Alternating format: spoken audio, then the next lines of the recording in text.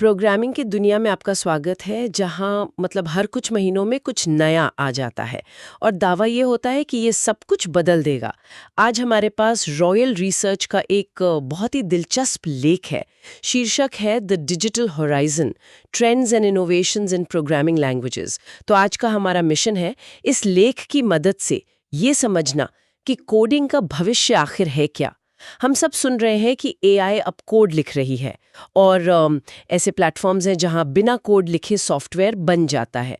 तो क्या कीबोर्ड पर उंगलियां चलाने वाले डेवलपर्स की अब जरूरत नहीं पड़ेगी या उनकी भूमिका कुछ और होने वाली है? चलिए इसी गुत्थी को सुलझाते हैं। बिल्कुल। और भविष्य में जाने से पहले एक छोटा सा कदम पीछे लेना जरूरी है। प्रोग्रामिंग भाषाएं मतलब ये हैं क्या?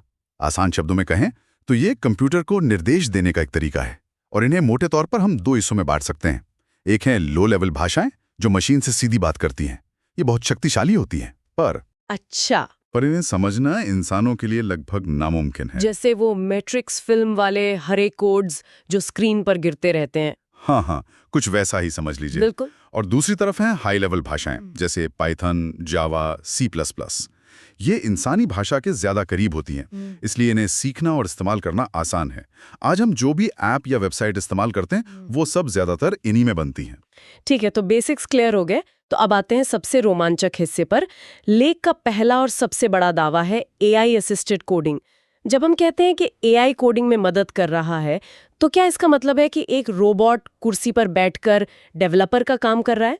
कुर्सी पर तो नहीं बैठा है, पर एक तरह से डेवलपर के कंधे पर जरूर बैठा है। यहाँ दिलचस्प बात यह है कि एआई डेवलपर की जगह नहीं ले रहा, बल्कि उसे एक कह सकते हैं कि सुपर पावर दे रहा है। लेख के मुताबिक ये 3 मुख्य तरीकों से हो रहा है। पहला है कोड सजेशन और ऑटो कंप्लीशन। ये तो हमारे फोन की कीबोर्ड जैसा हुआ जो अगला शब्द सुझाता है। उससे कहीं ज्यादा स्मार्ट। गिटहब कोपायलट और टैब9 जैसे टूल्स को आप डेवलपर का दूसरा दिमाग कह सकते हैं। ये सिर्फ अगला शब्द नहीं बल्कि कोड के पूरे ब्लॉक सुझाते हैं। अच्छा। मैंने हाल ही में इससे इस्तेमाल किया था। हाँ। मैंने बस एक फंक्शन का नाम लिखा कि यूजर की प्रोफाइल इमेज अपलोड करो और उसने 10 सेकंड के अंदर पूरा कोड लिख दिया। वही कोड लिखने में मुझे शायद 15-20 मिनट लगते। वो आपके इरादे को समझ जाता है। वाह, ये तो वाकई समय बचाने वाली चीज है।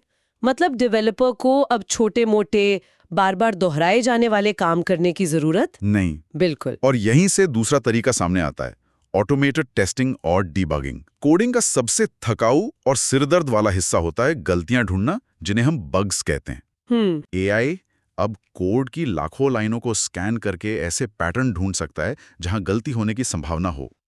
और ये सिर्फ गलती बताता नहीं बल्कि उसे ठीक करने के तरीके भी सुझाता है। इससे डेवलपर उस काम पर फोकस कर पाते हैं जहां सच में इंसानी दिमाग की जरूरत है, मतलब रचनात्मक समस्या समाधान पर। ये दिलचस्प है, लेकिन क्या एआई सिर्फ आम गलतियां ही पकड़ पाता है या वो ऐसी जटिल लॉजिक की गलतियां भी समझ सकता है जिन्हें पकड़ना इंसानों के लिए भी मुश्किल होता है? अभी तो वो ज्यादातर पैटर्न आधारित गलतियां पकड़ने में माहिर है, लेकिन वो तेजी से सीख रहा है, बहुत तेजी से। और इसका तीसरा रूप, जो शायद सबसे क्रांतिकारी है, वो है natural language processing, NLP. NLP, ये क्या चीज है? एनएलपी का मतलब है कंप्यूटर को हमारी यानी इंसानों की भाषा सिखाना। इसकी मदद से आप कंप्यूटर को बस अंग्रेजी या हिंदी में बता सकते हैं कि मुझे एक वेबसाइट का पेज बना कर दो जिसमें एक नीले रंग का बटन हो और जिस पर सबमिट लिखा हो। बिल्कुल। और एआई उसके लिए कोड खुद लिख देगा। अब सोचिए, कोडिंग सिर्फ वही नहीं कर पाएगा जिसे सिंटैक्स याद है, बल्कि कोई भी कर पाएगा जिसके पास एक आइडिया है। ये तो वाकई खेल बदलने वाली बात है। अगर एआई एक प्रोफेशनल डेवलपर को सुपर पावर्स दे रहा है, तो क्या कोई ऐसा तरीका है जिससे बिना कोडिंग जाने भी कोई इंसान कुछ बना सके? शायद इसका जवाब हमें लेख के अगले ट्रेंड में मिलेगा, लो कोड प्लेटफॉर्म्स। आपने बिल्कुल सही नब्ज पकड़ी है। एआई अगर प्रोफेशनल को मजबूत बना रहा है, तो लो कोड प्लेटफॉर्म्स तकनीक बनाने की ताकत आम लोगों के हाथ में दे रहे हैं। इन्हें सॉफ्टवेयर डेवलपमेंट का लोकतंत्रीकरण भी कहा जा रहा है। लोकतंत्रीकरण, ये सुनने में बड़ा शब्द लगता है। इसका असल में क्या मतलब है? इसका मतलब है कि अब सॉफ्टवेयर बनाने के लिए आपको किसी बड़ी कंपनी या महंगे डेवलपर्स पर निर्भर रहने की जरूरत नहीं है। ये प्लेटफॉर्म्स आपको विजुअल बिल्डिंग ब्लॉक्स देते हैं, जैसे लेगो के टुकड़े। अच्छा। आपको बस इन टुकड़ों को ड्रैग करके अपनी स्क्रीन पर ड्रॉप करना होता है और आपका एप्लीकेशन तैयार हो जाता है। मुझे एक उदाहरण दीजिए, इसे कौन इस्तेमाल कर रहा है?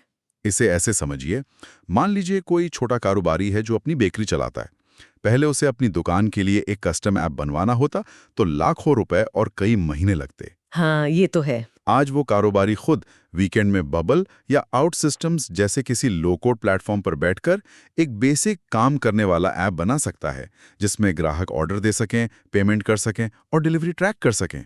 ये सिर्फ तेजी नहीं है, ये पूरी तरह से खेल के नियमों को बदल रहा है। ठीक है, तो ये प्लेटफॉर्म्स डेवलपमेंट को तेज और आसान बना रहे हैं, लेकिन मुझे एक चिंता है। क्या इसका मतलब ये नहीं है कि हम बहुत सारे ठीक-ठाक लेकिन घटिया क्वालिटी के ऐप्स बना देंगे? जब हर कोई बिना ट्रेनिंग के कुछ बनाने लगेगा, तो क्या क्वालिटी पर इसका बुरा असर नहीं पड़ेगा? ये एक बहुत ही वाजिब चिंता है और लेख में भी इस पर बात की गई है। लेकिन पहले इसके फायदों को देखते हैं। पहला फायदा तो यही है कि पहुंच बढ़ रही है, जैसा हमने बेकरी वाले उदाहरण में देखा। दूसरा है रफ्तार, जहां पहले महीनों लगते थे, अब हफ्तों या दिनों में काम हो सकता है। और तीसरा फायदा तो सीधा सीधा पैसे से जुड़ा है, यानी लागत घट जाती है। तो अगर एआई और लो कोड प्लेटफॉर्म्स की वजह से कोड या तो खुद लिखा जा रहा है या उसकी जरूरत ही नहीं पड़ रही, तो फिर हमें नई प्रोग्रामिंग भाषाओं की जरूरत क्यों पड़ रही है? लेख में रस्ट, कोटलिन और स्विफ्ट जैसी नई भाषाओं का भी जिक्र है। क्या हम अपनी ही जिंदगी मुश्किल नहीं बना रहे? ये सवाल बहुत से लोग पूछते हैं।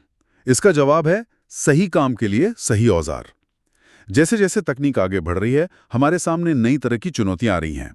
पुरानी भाषाएं जो 20-30 साल पहले बनी थी, वो इन नई चुनौतियों के लिए नहीं बनी थी। ये नई भाषाएं कुछ खास समस्याओं को हल करने के लिए बनाई गई हैं। जैसे कि रस्ट के बारे में बताइए। इसका नाम आजकल बहुत सुनने में आता है। रस्ट को परफॉर्मेंस और सेफ्टी का बादशाह माना जाता है। इसकी सबसे बड़ी खासियत है इसका मेमोरी मैनेजमेंट। ज्यादातर भाषाएं एक गार्बेज कलेक्टर का इस्तेमाल करती हैं, जो एक तरह का ऑटोमेटिक सफाई वाला है, जो प्रोग्राम में फालतू डेटा को हटाता रहता है। ये मददगार है, पर इससे प्रोग्राम थोड़ा धीमा हो जाता है। जैसे गाड़ी चलाते हुए बार बार ब्रेक लगाना। बिल्कुल सही उदाहरण। और रस्ट ने इसका क्या हल निकाला है? रस्ट ने एक ऐसा स्मार्ट सिस्टम बनाया है जो ये काम बिना गार्बेज कलेक्टर के बहुत ही कुशलता से कर लेता है। इसका नतीजा रॉकेट जैसी तेज परफॉर्मेंस और साथ में मजबूत सुरक्षा। अच्छा, इसीलिए इसे उन जगहों पर इस्तेमाल किया जाता है जहां 1 सेकंड की देरी या एक छोटी सी गलती भी बहुत भारी पड़ सकती है, जैसे कि ऑपरेटिंग सिस्टम, वेब ब्राउजर या फिर हाई एंड वीडियो गेम्स के इंजन बनाने में। समझ गई। तो रस्ट स्पीड और सेफ्टी के लिए है, और कोटलिन का क्या? कोटलिन को गूगल में एंड्रॉयड ऐप्स के लिए आधिकारिक भाषा बना दिया है।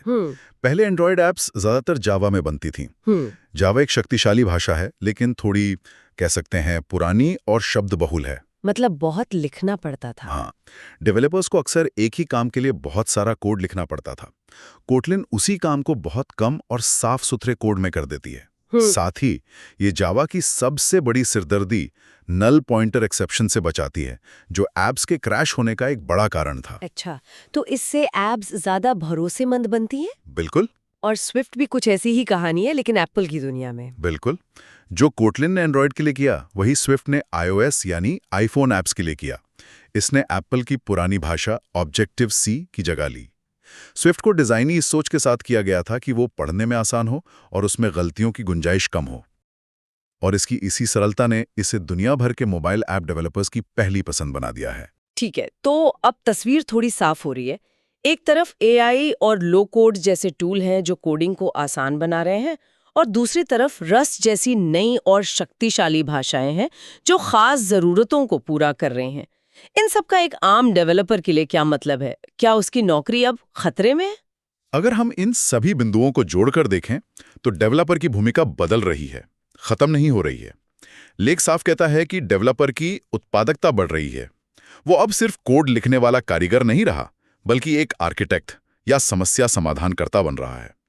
एआई और लो कोड उसके औजार हैं जो उसे उबाऊ कामों से आजाद करते हैं, ताकि वो बड़ी और ज्यादा जटिल समस्याओं पर ध्यान दे सकें। बिल्कुल। इसका मतलब है कि अब उसे सिर्फ कोडिंग के अलावा भी कुछ सीखना पड़ेगा। हाँ, और ये बहुत जरूरी है। अब डेवलपर्स को बिजनेस के और करीब आना होगा।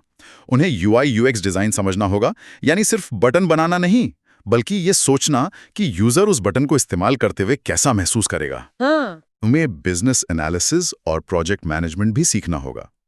और सबसे बड़ी बात, उन्हें लगातार सीखते रहना होगा। तकनीक इतनी तेजी से बदल रही है कि जो आज नया है वो साल भर में पुराना हो जाएगा।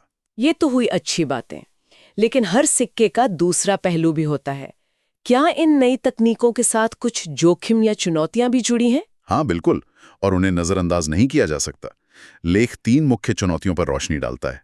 पहली है सुरक्षा। जब एआई कोड लिख रहा हो या लो कोड प्लेटफॉर्म से जल्दी जल्दी ऐप बन रही हो, तो इस बात की क्या गारंटी है कि वो कोड सुरक्षित है? सही बात है। एक छोटी सी लापरवाही बहुत बड़े सुरक्षा उल्लंघन का कारण बन सकती है। और दूसरी चुनौती क्वालिटी से जुड़ी होगी, जैसा मैंने पहले पूछा था। सही पकड़ा आपने। दूसरी चुनौती है गुणवत्ता नियंत्रण। बाजार में जल्दी पहुंचने की होड़ में कंपनियां शायद ऐसे सॉफ्टवेयर बना दें जो भरोसेमंद ना हो या ठीक से काम ना करें। लो कोड पावरफुल है, लेकिन गलत हाथों में ये खराब क्वालिटी वाले प्रोडक्ट्स का ढेर भी लगा सकता है। और तीसरी बड़ी चुनौती है एकीकरण, मतलब इंटीग्रेशन। बड़ी कंपनियों के पास दशकों पुराने सिस्टम होते हैं। इन नए चमचमाते टूल्स और भाषाओं को उन पुराने सिस्टम्स के साथ जोड़ना, ये एक बहुत बड़ी तकनीकी पहेली हो सकती है। तो आज हमने रॉयल रिसर्च के इस लेख से समझा कि प्रोग्रामिंग का भविष्य एक ही दिशा में नहीं बल्कि कई दिशाओं में एक साथ जा रहा है। एआई असिस्टेड कोडिंग डेवलपर्स को सुपर हीरो बना रहे हैं। लो कोड प्लेटफॉर्म्स सॉफ्टवेयर बनाने की ताकत हर किसी को दे रहे हैं। और रस्ट, कॉटलिन और स्विफ्ट जैसी नई भाषाएं आज की मुश्किल चुनौतियों के लिए हमें बेहतर औजार दे रहे हैं। ये बदलाव सिर्फ डेवलपर्स की काम करने का तरीका नहीं बदल रहे, बल्कि तकनीक कौन बना सकता है इस सोच को ही बदल रहे हैं। ये सब बहुत दिलचस्प है। भविष्य निश्चित रूप से रोमांचक लग रहा है। लेकिन मैं श्रोताओं के लिए एक सवाल छोड़ना चाहूंगा। हमने इस पर बात की कि ये नए उपकरण डेवलपर्स के काम को कैसे बदल रहे हैं, लेकिन सोचने वाली बात यह है कि ये डेवलपर की परिभाषा को कैसे बदलेंगे।